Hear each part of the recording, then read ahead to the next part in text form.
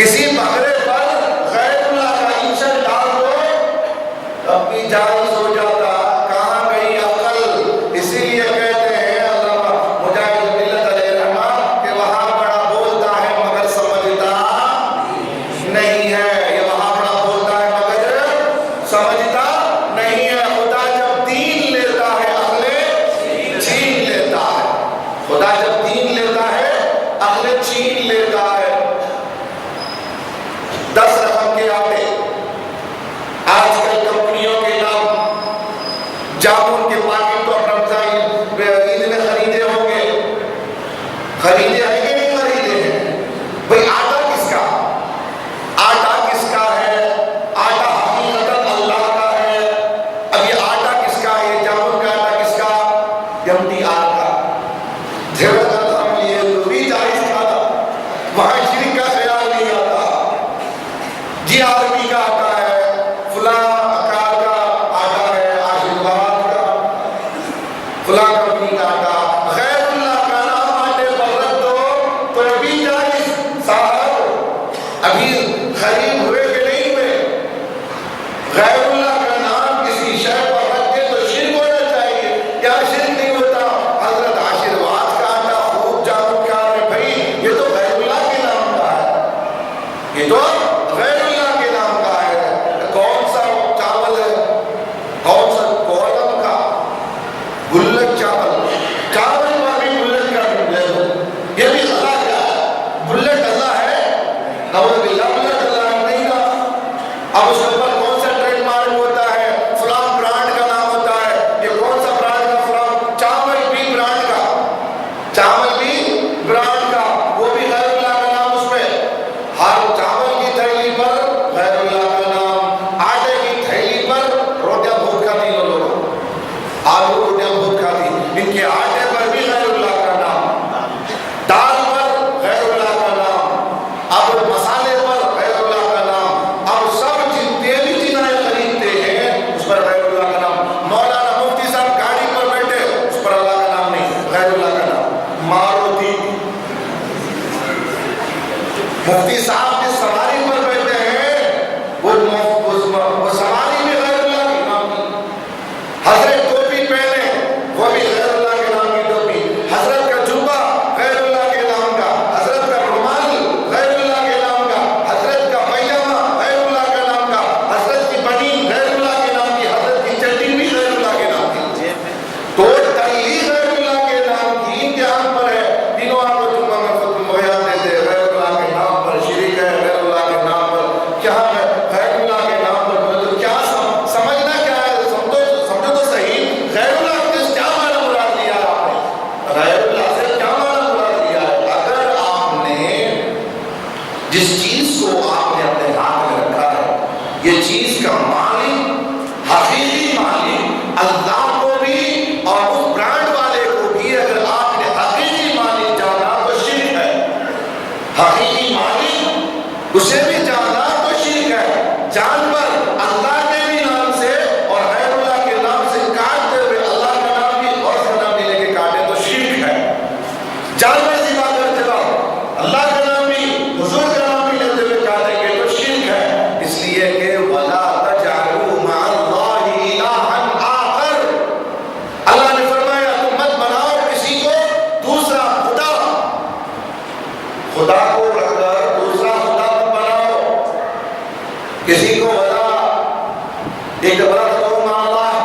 اللہ کے نام کسی کو مت پکارو. تو یہاں پر کسی غیر اللہ کو پکارو سے مراد کیا ہے؟ غیر اللہ کو جب پکارو تو یہ نہ خیال کرو کہ جیسے اللہ ہماری مدد کرتا ہے حقیقی مددگار اللہ ہے ویسے ہی دوسرا بھی ہمارا مددگار ہے. یہ سمجھ کر پکاریں گے تو شرک ہے. اگر یہ سمجھ کے پکارے کہ ہم اگر دوسرے کو پکار رہے ہیں یہ اللہ نہیں ہے بلکہ یہ اللہ کی عطا سے ہماری مدد کر سکتا ہے یہ کہہ کے پکاریں گے تو جائز ہے. ایک ہے جو سمجھ کے یہ سوچ کر اگر پکار رہے ہیں. آج تک کسی نے نبی کو اللہ سمجھ کے پکارا یا محمد صلی اللہ علیہ وسلم؟ کسی نے یہ سمجھ کے پکارا کہ یہ اللہ ہے؟ اللہ ہے وہ سوچ کے پکارا. یا کسی نے پکارا تو کیا یہ اللہ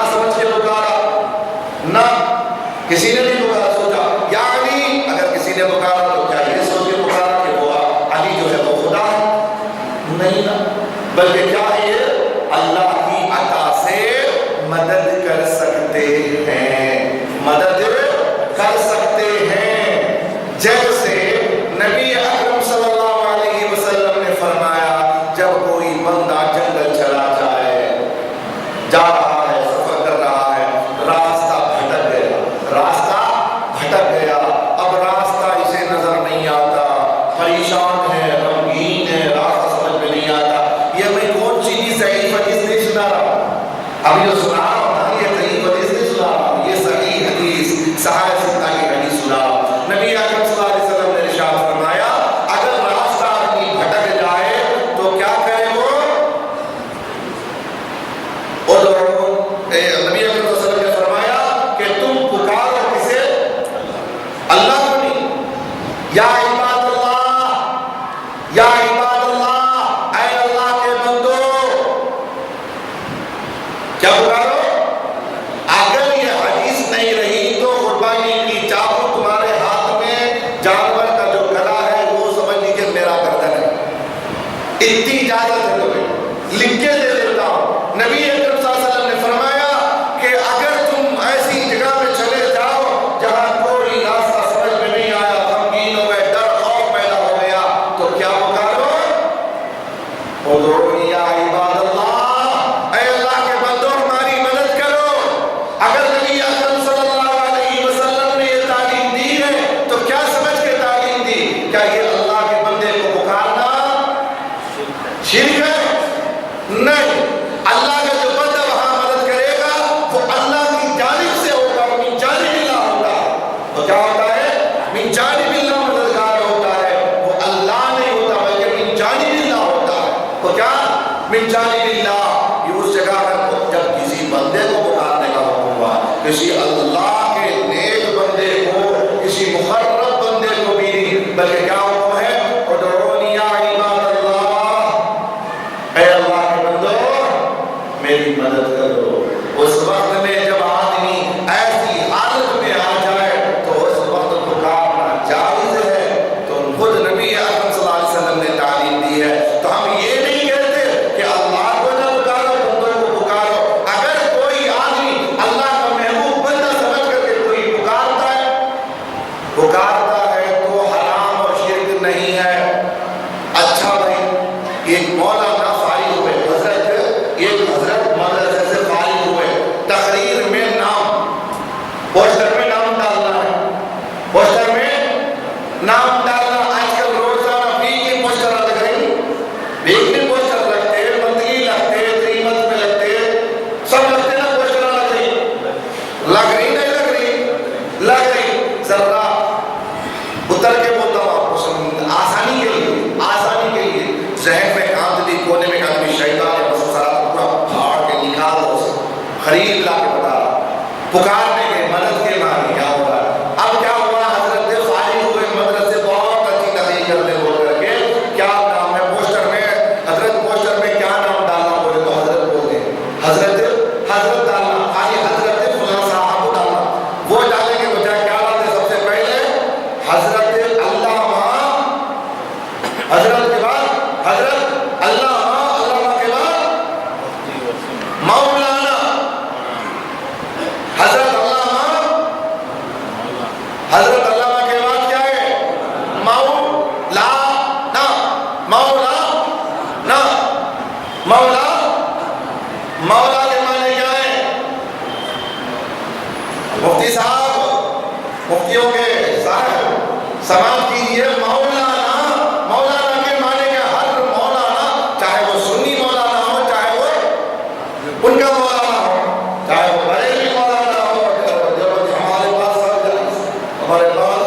ہمارے پاس سب ہے، ہمارے پاس بڑے قانون ہے، ہمارے پاس، ہم تو اسلام کے طریقے پر چلنے والے۔ اب یہ کہتے ہیں کہ کسی کو نہ پکارو مددگار، کسی کو نہ پکارو، تو یہاں کیا لکھا جاتا ہے؟ حضرت اللہ مولانا، ہمارے مددگار۔ مولانا کے معنی کیا ہے؟ نام، ہمارے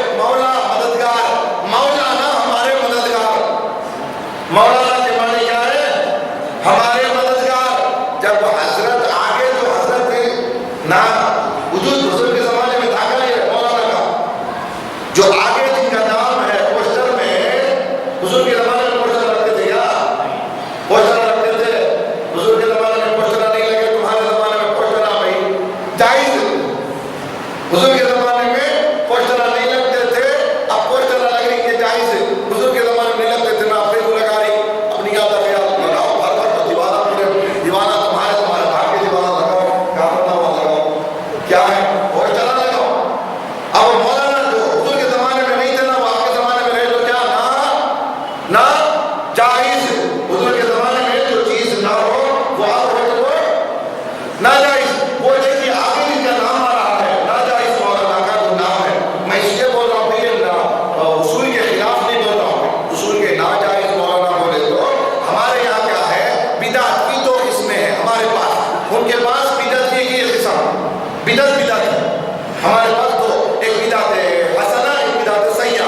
جو حضور کے زمانے میں نہ ہو وہ آپ ہو تو بدعت حضور کے زمانے میں نہ ہو تو اس کی دو قسم ہے، ایک بدعت حسنہ، ایک بدعت سیئہ. یہ اچھی بدعت ہے، یہ خراب بدعت ہے. یہ مسجد حضور کے زمانے میں نہیں تھی، یہ بدعت ہے، اچھی بات ہے. بدعت حسنہ قرآن جو مکمل ایک جا ہے حضور کے زمانے میں نہیں تھی، وہ اب ہے تو ہمارے پاس بدعت حسنہ. حضور کے زمانے میں اور یعنی کعبۃ اللہ اور حرم کعبہ کو اس قدر سجا کے نہیں رکھا گیا تھا، اس زمانے میں کیا ہے تو بدعت حسنہ.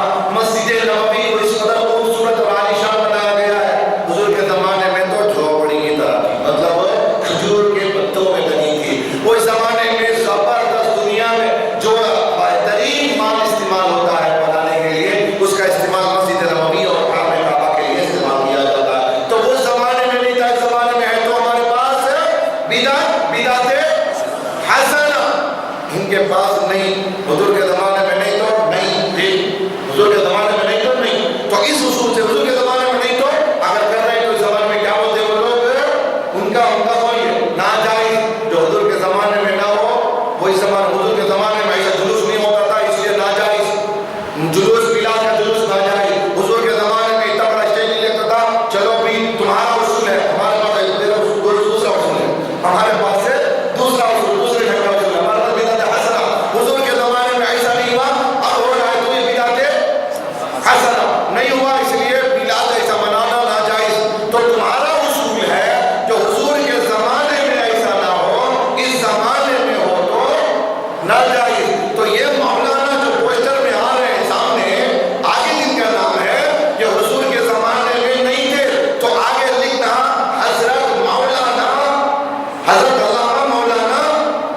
نام نہیں کرو کیا دیجیے، ہمیں بولا آپ کو غصہ آ جاتا، ذرا لوگوں کو غصہ نہیں آتا، کیا کرنا، ذرا لوگ خوش ہو جاتے، ذرا لوگ ناراض ہو جاتے. میں اب نام نہیں لیتا کس کا بھی نام، فلاں صاحب بول کر ناجائز نہیں کرتا، ناجائز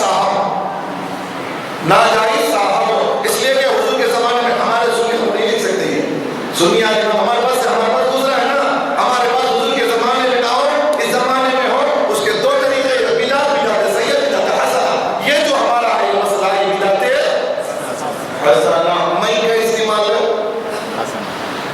استعمال بدعت حسنہ، فلائٹ میں جاتے مفتی صاحب، فلائٹ میں جا رہے ہیں، حضور کے زمانے میں نہیں، ناجائز فلائٹ میں بیٹھ کے جا رہے ہیں. حضور کے زمانے میں نہیں تھی نا فلائٹ ہے، حضور کے زمانے میں کشتی میں بیٹھ کے جاؤ، حضور کے زمانے میں ٹرین نہیں تھی. حضور کے زمانے میں عرب میں قریب کچھ سال پہلے ہی عرب میں جو ٹرین ڈالا گیا، اس سے پہلے عرب میں ٹرین ہی نہیں تھی. اب ٹرین حضور کے زمانے میں نہیں تھی، اب ٹرین جو ہے ناجائز، حضور کے زمانے میں نہیں تھی نا. ناجائز شخص ناجائز ٹرین میں بیٹھ کے سفر کرتا، ناجائز سے بندہ ناجائز سے ٹرین میں بیٹھ کے، حضور کے زمانے میں نہیں تھی نا. تو لہٰذا یہ تمام باتیں ہیں، یہ مولانا جو بولتے ہیں، یہ مولانا کے معنی ہے ہمارے مددگار.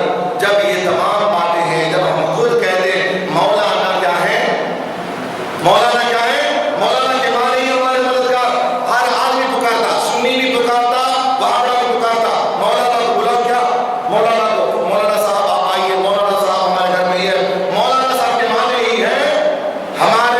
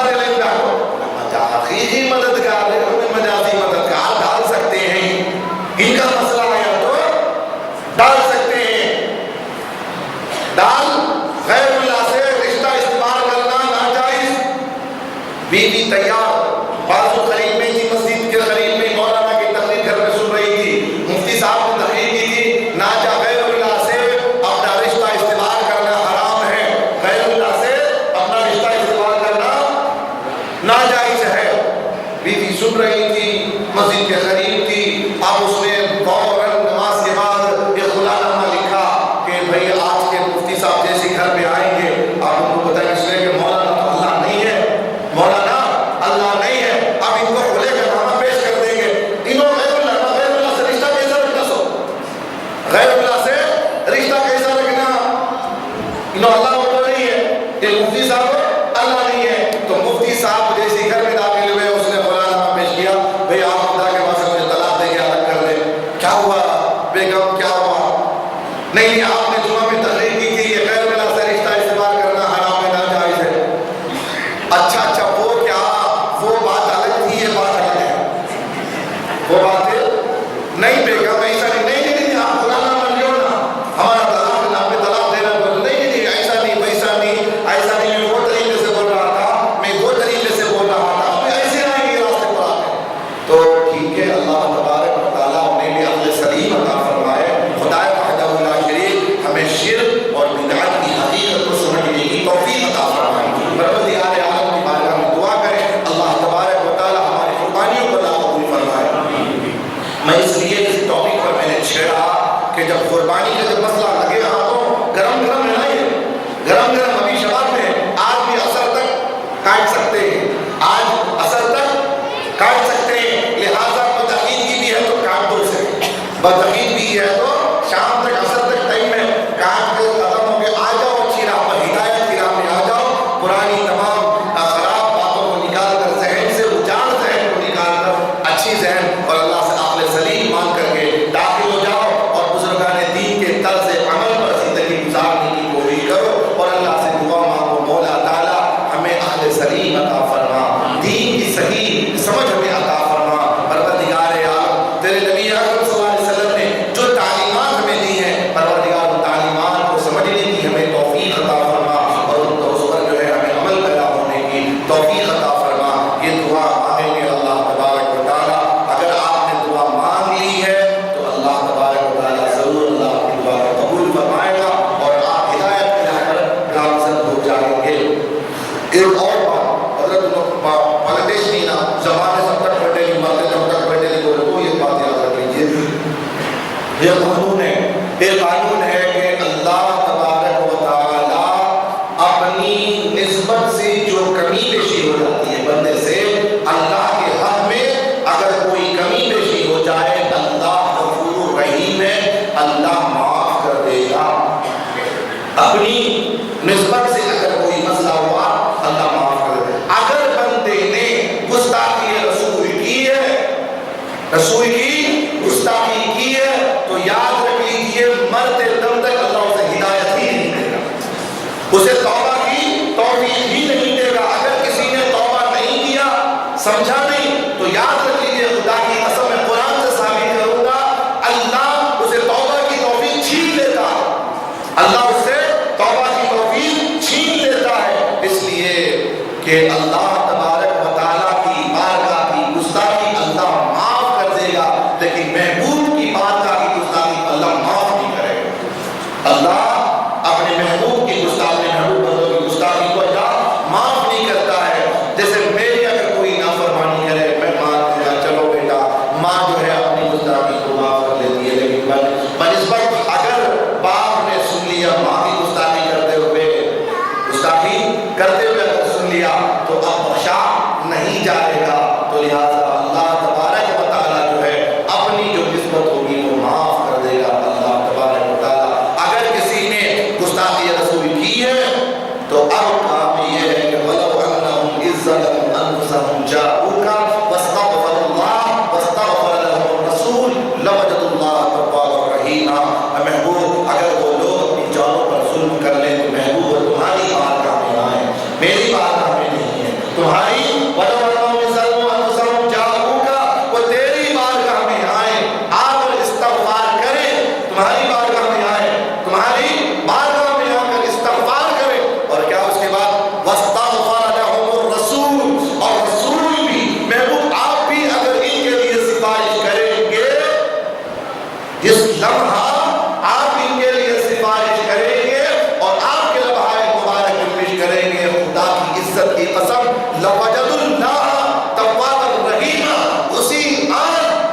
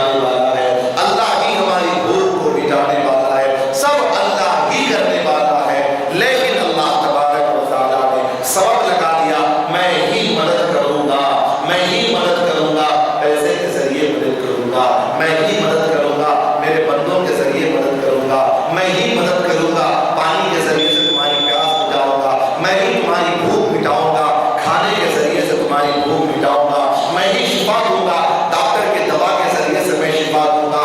اللہ تبارک و تعالیٰ نے فرمایا اسلام کی آبیاری میں ہی کرنے والا ہوں، لیکن وہ حسین کے طفیل سے کروں گا، حسین کے صدقے سے میں اسلام کروں گا۔ زندہ اسلام کو اللہ ہی کرتا ہے، حسین کے ذریعے سے کرتا ہے۔ تو بہرحال سب کچھ اللہ ہی کرنے والا ہے، سبب ہمارے ساتھ میں ہے، اللہ بغیر سبب والا ہے، ہم سبب کے ساتھ ہیں۔ تو ہم کو اس سبب کو غیر اللہ نہ سمجھیں، ان اسباب کو اللہ جو ہے غیر اللہ نہ سمجھیں، اللہ ہی پیدا کرنے والا ہے۔ سبب ماں اور باپ ہوتے ہیں، اور جو ہے جانا دنیا سے جو جانے والا ہوتا ہے اسے لے جانے والا بھی اللہ ہی ہوتا ہے، لیکن چار آدمی کے ذریعے سے اللہ اسے قبرستان تک پہنچاتا ہے۔ تو بہرحال ہم لوگ سببوں کے ساتھ بندھے ہوئے ہیں، اب اسے نہیں کہہ سکتے کہ کیا ہم یہ اسباب غیر اللہ نہیں ہے، وہ من جانب اللہ ہے، اسے کیا بولیں یہ غیر اللہ نہیں ہے،